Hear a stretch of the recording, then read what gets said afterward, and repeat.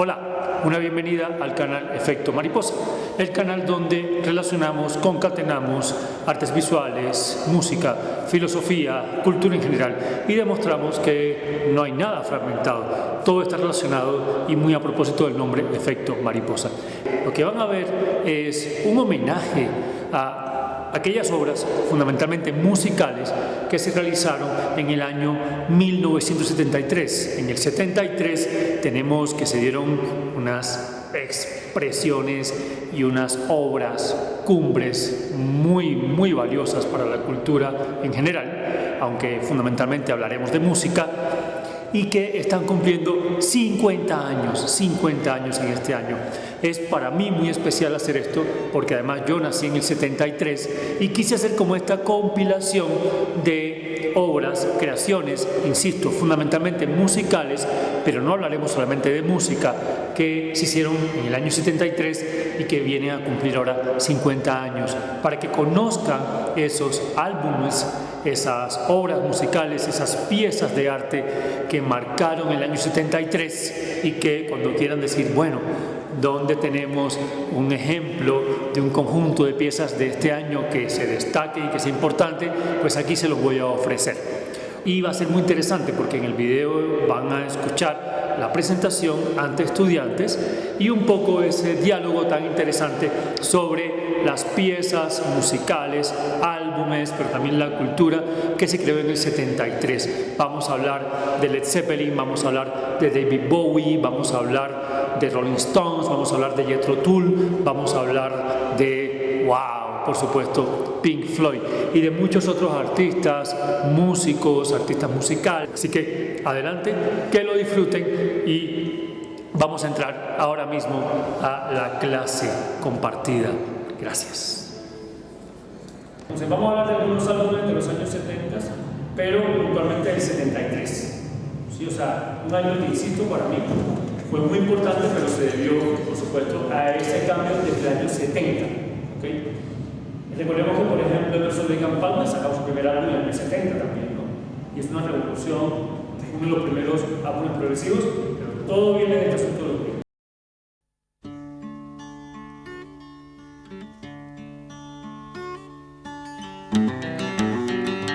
Bien, Sui Generis entonces, tenemos acá Sui Generis con este magnífico álbum, Confesiones de Invierno. Entonces, en este álbum tenemos esta canción es fantástica, es una especie de tango actualizado, cuando ya me empieza a quedar solo. Este álbum tiene casi que de las piezas más pioneras, icónicas y performadoras de su tiempo, ¿no?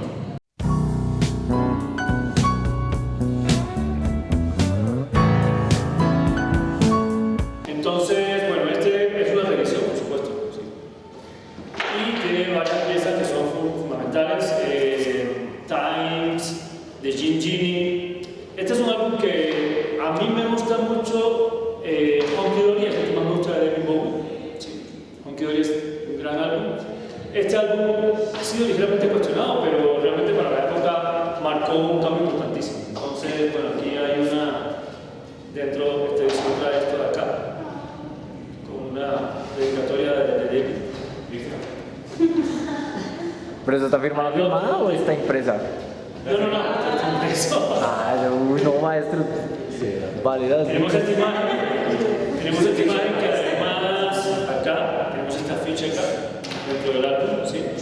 Entonces, que con toda esta cuestión andrógina de David Bowie, muy importante la cuestión andrógina, y el punto es que David Bowie participó en un libro que se llama The Man Who Fell to Earth, el hombre que cayó a la Tierra, que es un alienígena que cae en la Tierra buscando un secreto para salvar a su planeta, y resulta ser que, se pierde en, no sé, como en los vicios y en los entretenimientos de la Tierra, ¿no? Se convierte en un músico y después frustrado, después se vuelve alcohólico y en fin, ¿no? Y lo curioso, lo duro es que en esa época David Bowie estaba pasando por etapas justamente muy duras con respecto al consumo, al punto de que su mente ya divagaba bastante. Álbum de 73, David Bowie, Aladdin Sane, genial. Y David Bowie interesante porque en términos de cultura, en términos de arte,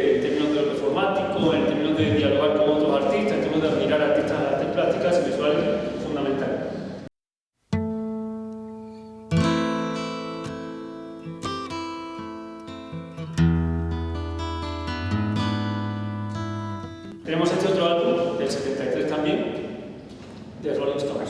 ¿Sí? A mí me fascina este álbum, me parece fascinante este álbum de Rolling Stones. Este es el que saca Angie, es una de las canciones típicas de Rolling Stones. Es curioso porque este álbum tiene también un toque como instrumental, con experimentaciones muy importantes, y tiene cosas mucho más nostálgicas que lo que suele tener Rolling Stones. Este álbum sí es de época, pues se dan cuenta de la diferencia, pero se escucha bastante bien y bueno, ha estado bastante bien conservado.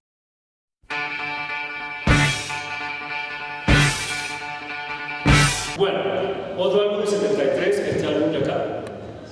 Este es Houses of the Holy de Led Zeppelin, una portada también icónica. Este no es editado, este es un álbum viejito, pero está muy bien conservado.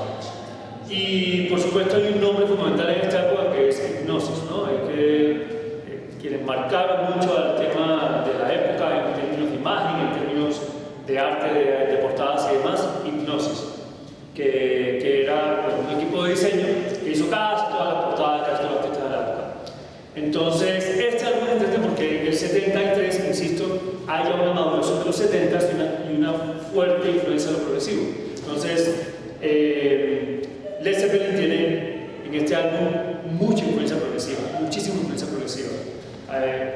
Led Zeppelin empieza a hacer algo en muchos álbumes y es que no pone su nombre en la portada, como se da cuenta, no lo que ve es la imagen. La imagen es muy llamativa. Bueno, es delicada porque una época más frágil, no podría decir que niños desnudos y demás. Esta es la parte interna de la portada. Y ahorita vamos a hablar algo de la portada que fue fuerte en términos de la creación de la portada, porque no había imágenes digitales. A los niños realmente les pintan el cuerpo, lo cual fue riesgoso para la salud de la vida de los niños. Y había que ir al lugar, tomar la foto y si acaso se trabajaba casi como si fuera una imagen de serigrafía, litografía o trabajo directo sobre la fotografía, ¿no? Porque esto no es intervención digital. El tema es que este álbum se llama Houses of the Holy, pero ninguna canción se llama así. Y tiene canciones que son de las más progresivas de Led Zeppelin y de las más, ahorita las vamos a ver aquí en otro álbum. Entonces traigo este como referente también, Physical Graffiti. Este no es editado, también es de la época. Y tiene una cosa muy interesante en la manera de diseñar la portada, no tiene que ver con el año, y explico por qué lo traigo. Lo traigo porque entonces ellos sacan este álbum que se llama Houses of the Holy y la pieza viene realmente en este álbum, Houses of the Holy. Este álbum es un álbum doble, son dos vinilos, pero tiene un juego con este edificio, también una historia con el edificio, un tema arquitectónico y demás, donde si tú sacas, las ventanas pueden cambiar. Entonces, un poco como el Sgt. Pepper's, lo que hacen es una compilación de personajes reales, ¿no? de la cultura popular, del cine, de la televisión y demás, y los ubican acá. Entonces, cuando uno juega a cambiar, aparece, pues tú puedes cambiar es como interactivo. Entonces, cambian quienes integran y en cada una de las carpetas hay uno de los álbumes, hay uno de los discos. ¿Y ese tampoco lo ya lo paso todo. Pero lo pongo como referencia porque ellos quiebran muchos paradigmas de la misma banda con este álbum y a partir de ahí empiezan a experimentar. Y por supuesto, entonces, mucho de este álbum, Houses of the Holy del 73, está referenciado en este álbum que es, para mí, uno de los mejores conciertos que se ha hecho en la época, en la historia de los conciertos, que es el Song Remain de Led Zeppelin. Aquí, bueno, también es un álbum doble, viene con un libro. Este también es de época y como se da cuenta está, pues, muy bien conservado, porque a veces se encuentra el álbum pero no se encuentra que son las imágenes, porque además Song Remains the Same es un video, y es un video con videoarte prácticamente implícito, es un video concierto con trabajos de videoarte dentro de del mismo registro. Y aquí están entonces, por ejemplo, The Song Remains the Same, que lo inauguran en este álbum en el Houses of the Holy. Y The Song Remains the Same es una pieza prácticamente progresiva, súper experimental. Y bueno, entonces por eso la conexión, porque muchas de estas piezas están en muy buena versión en este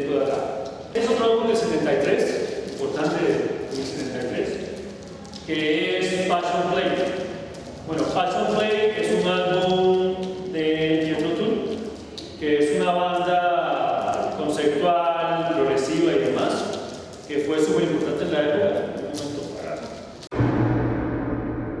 Do you still see me even here? Entonces Passion Play es este de acá. Passion Play fue como cuestionado porque era muy conceptual y muy extraño para la época, ¿no? Entonces Passion Play hace referencia a unos pasajes que se hacían bíblicos en algunas puestas en escena, sobre todo en la época medieval. Jethro Tull es una banda que es progresiva, pero mezcla el folk y acude, como hacían muchos artistas progresivos de la época, a lo que es la cultura medieval. Entonces Passion Play hace la parodia de una pieza de teatro, de una ópera. Entonces lo curioso es que ellos sacan el álbum con toda la ficción, incluso el catálogo de cómo tú vas al teatro, te dan el manual, el folleto de la ópera, donde pues ellos hacían mucho esto, sobre todo Ian Anderson, que era el líder de Jethro Tull, y lo que hacía era crear historias y hacerlas como reales. Entonces aquí tenemos como si hubiera sido realmente Passion Play una puesta en escena. Tiene este antecedente, este es el de 73, que para mí hay otra cosa importante de 73, tiene como antecedente este, que es Thick as a Brick. ¿Y por qué tiene como antecedente este? Pues por lo siguiente, porque ellos antes de este álbum, que no traje tampoco porque es demasiado, tienen Aqualung. Entonces la crítica empieza a burlarse y a decir que Aqualung es como un álbum conceptual y que entonces es demasiado complejo, muy denso y demás. Y ellos dicen, ahora vamos a hacer un álbum conceptual de verdad, que se haga Thick as a Brick. Y es el antecedente de Passion Play. Porque ellos con este álbum inauguran algo y es que es un álbum entero, 40 minutos, que es lo que se hace en la época, que es una única pieza. ¿Sí? Las dos caras son, o sea, todo es una sola pieza, es una sola canción, pero el rock progresivo tiene esta cuestión de las áreas, igual que en la ópera. Entonces, tienen como áreas o como etapas de una pieza. Entonces, Thick as a Brick es un periódico, el diseño como tal es súper divertido porque ellos lo que hacen es parodiar tal cual un periódico, sacan crucigramas, sacan noticias y demás, se crean un mundo todo extraño, imaginario crítico, porque casi todas son sátiras. ¿Tiene crucigramas? No, ¿Tiene crucigramas? Tiene crucigramas, eso es súper divertido porque todo tiene que ver con la idea del disco. El punto es que este disco es muy loco porque la producción del álbum, dicen ellos que les costó más tiempo que esto. Porque me imagino sacar esto en la época, pero no este que tengo yo, este es de época. Y ya les digo porque se sabe que es primera edición, ya les digo por qué. Se sacaron después otras ediciones. Esta es primera edición porque todo el álbum se basa en la historia de este niño, ¿sí? Little Milton. Entonces el niño participó en un concurso literario del colegio y hace un cuento, ¿sí? Un cuento donde critica y lo que hace realmente Ian Anderson, el compositor, es como Quijote de la Mancha para Cervantes, crea este niño para hacer una canción que dura un álbum entero que critica la sociedad, la política, la cultura, etc. Y lo ponemos de un niño. El niño gana el premio de cuento, pero cosa muy macabra que les voy a decir, sale una noticia donde siendo un niño, tiene que ver con cosas que pasaban en Inglaterra, con respecto a acusaciones que eran absurdas totalmente, y los músicos eran víctimas de esas acusaciones. Entonces la más absurda es decir que este niño abusó sexualmente de esta niña y le embarazó. ¿Sí? Porque había una cuestión porque lo que el niño criticaba no salía a la luz, entonces con la acusación lo desprestigiaba a un niño. Esa noticia aparece acá. Little Milton Schoolgirl Pregnancy Road. ¿Sí? O sea, ahí es donde habla la noticia de que Little Milton embaraza a otra niña. ¿Sí? ¿Para qué? Para demeritarla, desprestigiarla. Las ediciones posteriores no sacaron esta noticia en el periódico. Sí, por un asunto, pues, puramente, no sé, como de la crítica y demás. Esta edición sí lo saca, bueno, aquí dentro del periódico me encuentro el álbum. ¿Sí? O sea, el vinilo, digamos, el disco. Y este es el antecedente de esto. ¿Por qué? Por varias cosas. Porque ellos se basaban mucho en un grupo comediante de la época que era Monty Python. Que busquen, en YouTube está, el Monty Python Flying Circus. Era uno de los primeros programas que se hicieron muy dadaísta y muy collage artístico, sátira, pero muy surrealista al mismo tiempo. Y ellos eran fans de Jethro Tull, sobre todo Ian Anderson, a Monty Python. Entonces aquí surge un personaje que es un conejo. Entonces aquí tenemos una de las noticias.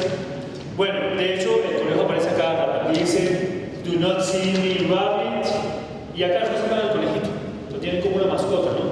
Quizás la cuestión de Alicia en País de las Maravillas, el conejo que te lleva a otra realidad y demás, ¿no? Y resulta ser que Monty Python tiene una película que es una sátira sobre el Santo Grial, donde el equipo del Santo Grial llega a un punto máximo para encontrar el Santo Grial, que es una cueva, y hay un gran monstruo que es un conejito. Sí. Y es muy gore, porque el conejito salta encima de ellos y les arranca la cabeza, ¿no? O sea, un conejito tierno así empieza a matar a todo el mundo, ¿no? Entonces ellos usan el conejo acá, y justamente el Passion Play tiene una pieza surrealista, extraña y absurda que se llama El conejo que perdió sus anteojos. Bueno, pero la historia de la Passion Play tiene que ver con un crimen. Toda la pieza tiene que ver con un crimen. Por eso la imagen tan macabra de acá era bastante macabra, ¿no? Entonces, bueno, pieza del 73, importantísima, álbum conceptual. Y se dan cuenta cómo está teniendo con Sgt. Pepper's, porque evidentemente Sgt. Pepper fue la presidenta de todos.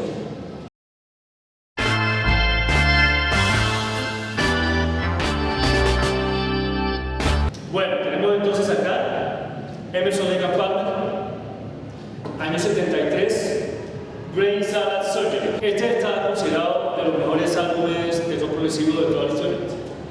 Y bueno, Emerson es una banda instrumentistas que está influenciado por el jazz, por todo el tema de la música también tradicional de Inglaterra, ¿sí?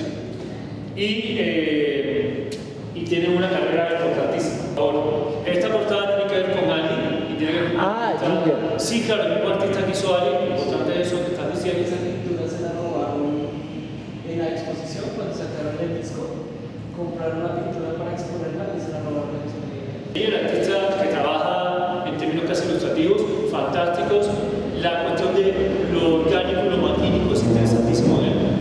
Un libro de Giger es un paseo hermoso. Emerson, buen dato, año 73. Giger está activo ya ese año y hace parte de esta revolución de la imagen en el 73. Dawn of a lifeline between a silence and soul sources, chased amid fusions of wonder.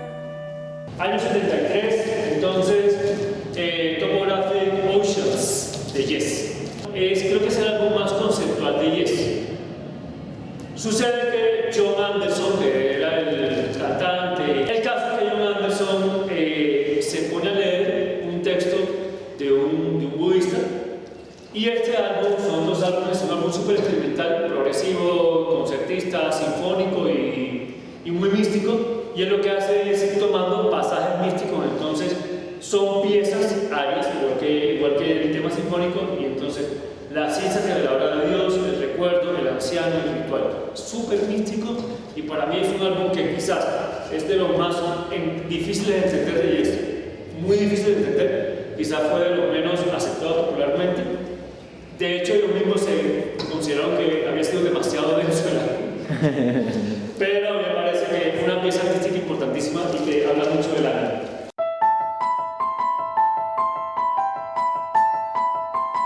Tubular Bells o Campanas Tubulares de Mike Oldfield. Esto es una obra maestra. Mike Oldfield era muy joven cuando sacó este álbum.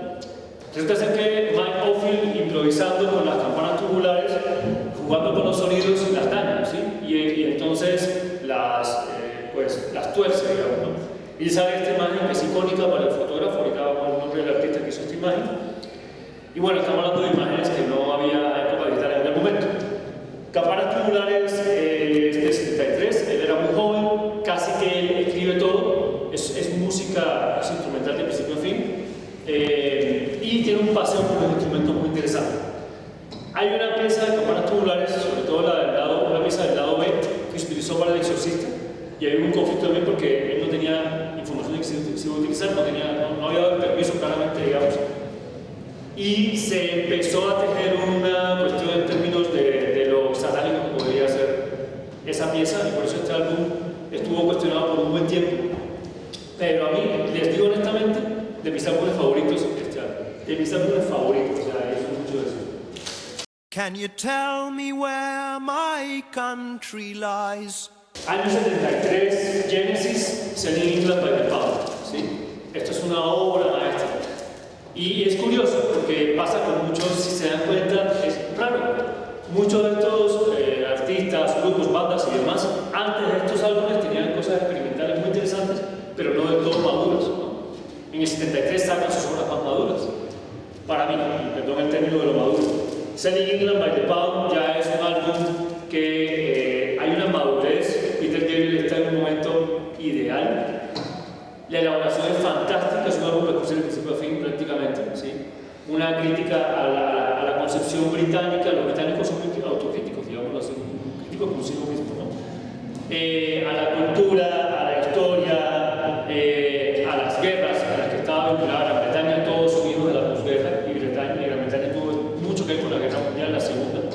Entonces, este álbum es fundamental para la época, es fundamental para la historia de la música y para el momento de la banda, ¿sí? Solamente tiene una pieza que a mí me parece que está como un poquito fuera del lugar, que la canta Phil Collins, que es como que esa pieza que hace ahí, ¿no? Amo a Phil Collins, y bueno, pero hay que decir que definitivamente sí hay una situación que no tiene mucho que ver con la banda en sí, ¿no? Esto es una joya. Esto lo tengo en CD. Es un CD doble, año 73 de Who. Esto es Cuadrofenia, le decíamos nosotros en Cuba mal hablado, en fin. Esto sale de una ópera rock. Es una historia de un personaje, de hecho se parece mucho a algo que saca después Genesis. Genesis saca un álbum que se llama The Lamb Lies Down on Broadway, que es un álbum que hay que escuchar porque es posterior a Selling England, que es el último álbum prácticamente de la banda con Peter Gabriel, y es el álbum de la crisis. Pero el álbum tiene elementos que hasta ahora son vigentes. En términos de clásica hay elementos punk, un rock progresivo ya mucho más avanzado sobre lo que demás. Pero es la historia de un personaje que llega a Broadway. Es un personaje que bueno, todas sus peripecias, digamos, de origen incluso latino, en el caso del álbum de Genesis. Este es un álbum también que tiene un personaje y historias y peripecias del personaje. Y The Who es una banda que para mí ha sido un poquito subvalorada, digámoslo así, porque la instrumentación de The Who, todo el tema musical y demás es fundamental.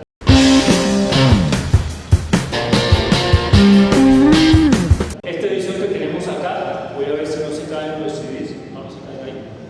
Pues es una edición que se abre acá tiene lo que son una imagen de lo que serían los másteres de la época, los demos, ¿sí? Escritos a mano.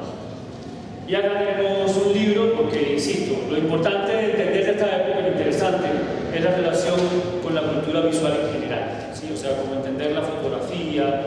Esto trae un librito con toda la imagen, bueno, hay varios, bueno, las letras, es que trae los libros. Este trae las letras, no las letras, realmente lo que trae son las historias. Y esto es un trabajo fotográfico, por supuesto en blanco y negro, de toda la historia del personaje y de todo lo que rodea el trabajo de la banda. Ya les voy a comentar algo con respecto a la esquizofrenia y a el triunfo de las cuestiones psicológicas en la época. Bueno, aquí está este libro que es fantástico. Y lo que les iba a decir tiene que ver con la portada. O sea, la portada tiene esta imagen de este personaje montando pues, una moto que tiene varios espejos. Y los espejos tienen que ver con este personaje, el personaje de la historia, el que ellos narran. Fíjense que todos los álbumes que hemos tratado hasta ahora narran historias, ¿sí? Son conceptuales hasta cierto punto, entonces ya hay una capacidad narrativa, de invención, de fantasía, de ficción literaria prácticamente, muy propio de la época. El personaje padecía como de un síndrome de múltiples identidades, ¿no? O personalidad escindida o algo así, ¿no? Entonces, claro, lo que no ven los espejos de la moto son los rostros de los músicos de la banda, lo cual es interesante porque hace como una especie de monstruo de muchas cabezas. Como que la banda fuera un monstruo con muchas identidades, pero todos son parte de la identidad de la banda, ¿no? Y entonces tenemos acá este personaje que tiene una alteración de identidad. Eso se da simbólicamente en la imagen simbólica muy poderosa, me parece a mí, con los espejos de la moto, digamos. Bien, y vamos a llegar a lo que para mí es el álbum cumbre del año 73.